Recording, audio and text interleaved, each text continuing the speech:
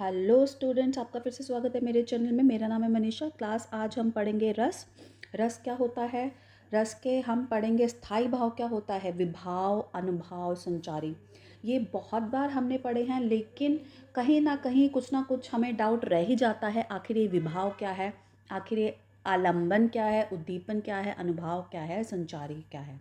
चलिए ठीक है, तो चलिए आज हम ये समझते हैं। चलिए स्टार्ट करते हैं। रस। सबसे पहले हम ये देखेंगे कि रस क्या है, समझते हैं। चलिए रस। स्टूडेंट्स, हम किसी भी कविता को पढ़ते हैं, किसी भी कहानी को पढ़ते हैं, तो हमें एक प्रकार की आनंद की अनुभूति होती है। ठीक है, हमें बहुत अच्छा लगता है, तो वो होता है हमारा रस। मतलब एक चीज़ में रस को मिला देना, रस को घोल देना। उसका मतलब ये होता है कि एक चीज़ हम पढ़ रहे हैं, एक चीज़ हम आनंद के साथ पढ़ रहे हैं। तो ये जो आनंद की अनुभूति होती है, वो हमारे रस करते हैं किसी भी कविता में। ठीक है, तो चलिए अब इसमें हम समझते हैं स्थाई भाव। सबसे पहले हमें जानना ज़रूरी है कि स्थाई भाव क्या है। अब ये देखते हैं कि ये है हमारा शेर और ये है हमारा बच्चा। हमें बिल्कुल साफ साफ नज़र आ रहा है कि बच्चा जो है वो शेर को देख के डर गया है। ठीक है, अभी हम सिर्फ इतना समझते हैं।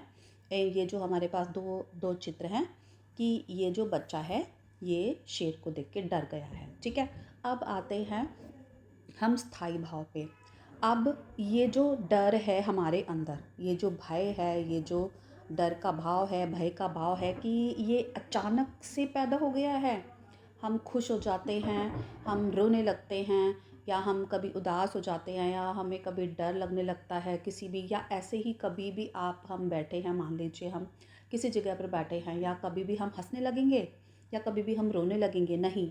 उसके पीछे कोई ना कोई हमारा मतलब होता है, कोई ना कोई परिस्थितियाँ होती हैं। ठीक है, तो कुछ भाव हमारे मन के अंदर होते ही हैं, लेकिन वो परिस्थितियों के अनुसार जागृत हो जाते हैं, मतलब वो जाग जाते हैं। ठीक है, तो आप आपके सामने आप कहीं पर भी बैठे हैं, ठीक है, आपके सामने अचानक से शेर आ जाता है, तो क्या होगा? आप हंसने लगेंगे? नहीं, हम भय से कांपने लगेंगे, हमें डर लगेगा। ठीक है, हमें क्या लगेगा? डर लगेगा। तो ये जो भाव, भय का ये जो भाव है, ये जाग जाएगा, ये जागृत हो जाएगा, जो हमारे मन में रहता है रहता है, लेकिन परिस्थितियों के अनुसार ही वो जागता है। रहने वाले भाव को हम क्या बोलते हैं? स्थाई भाव। ठीक है, तो यहाँ पर हम देख सकते हैं बच्चा जो है वो शेर को देख के डर गया है।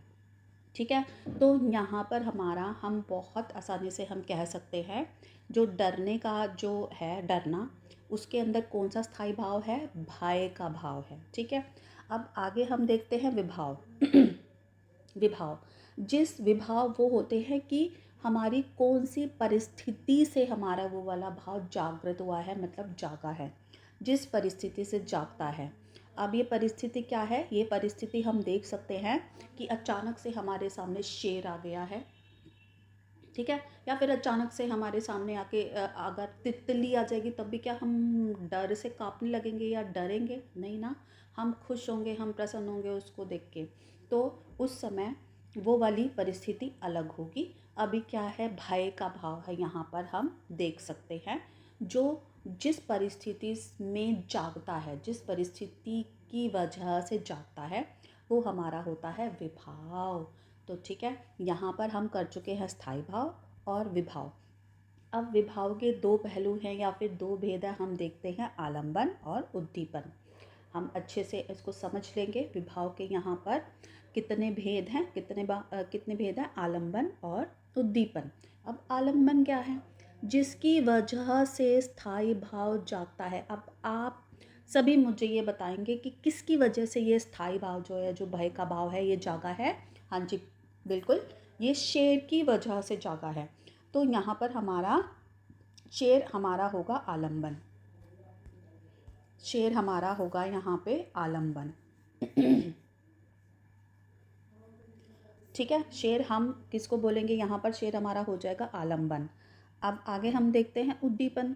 अब उद्दीपन क्या है? स्थाई भाव को और बढ़ाना। अब चलिए समझते हैं। ठीक है, हम कोई परिस्थिति सोचते हैं। ठीक है, अब हम बैठे हैं कहीं पर भी, शेर आ जाता है, हम डर जाएंगे।